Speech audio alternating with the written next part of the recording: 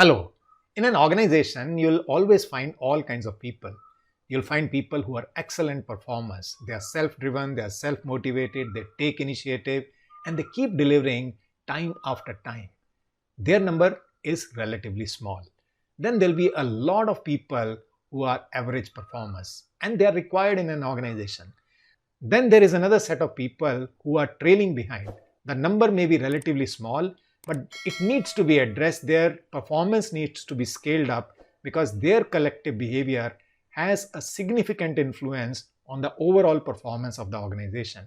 So what is it that you can do as a leader to help them raise their performance levels? This is what I'm going to share with you in this video. The first point is, first, check yourself.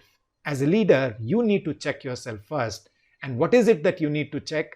First one is, have you made your expectations clear?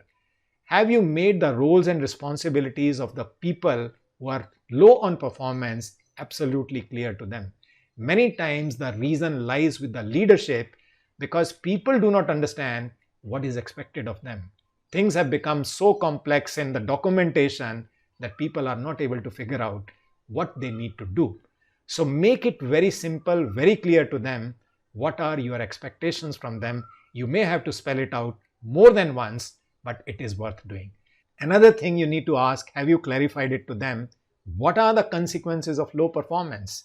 People just take it for granted. Whatever it is, they continue with that performance because the consequences have not been made clear to them.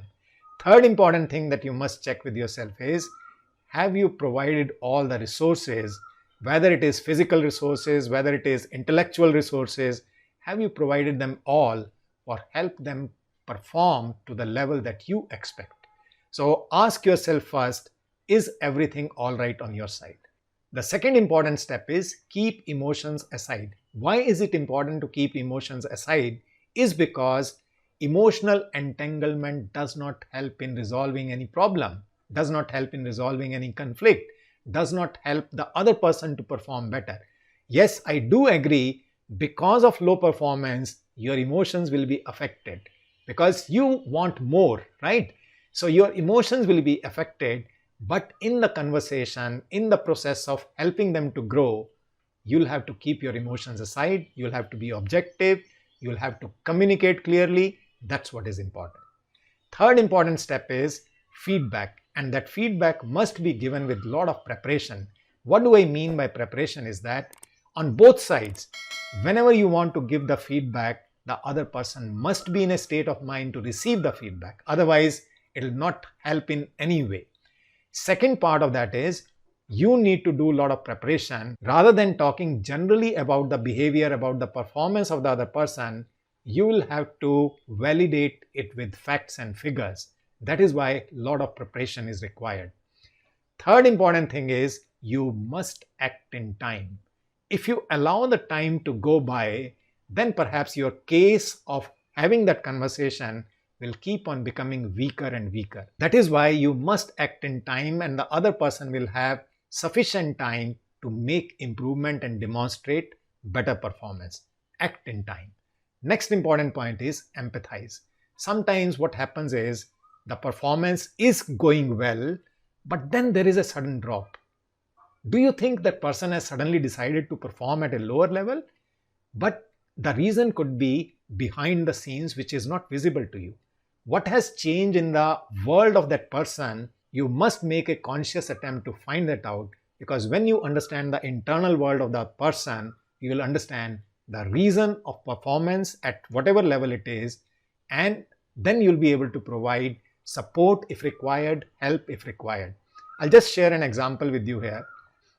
I was working in a branch and there was a lady who was a frontline staff. She was one of the excellent workers.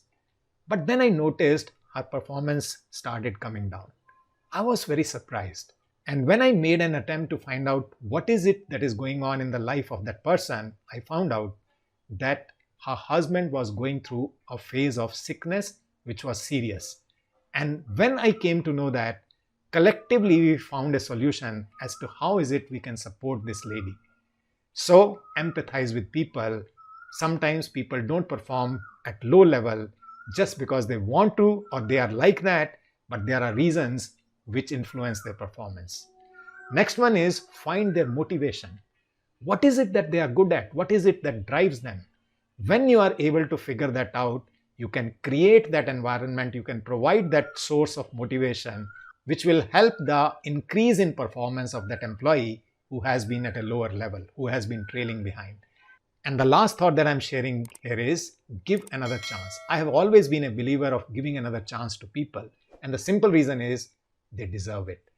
And what is it that you can find out through conversation is they may not be good in role X they are currently performing. They may be very good in Y role, and you can just make that change and get the best out of them. In conversation, you may also find out that there are some flaws in the system which are not helping that person to perform, which are contributing to non-performance, and you may actually make those changes for the betterment of the whole organization. So ask yourself, what is it that you can start practicing to raise the level of performance of people, because they can. I wish you all the best. I'll see you in my next video. Stay safe, stay healthy.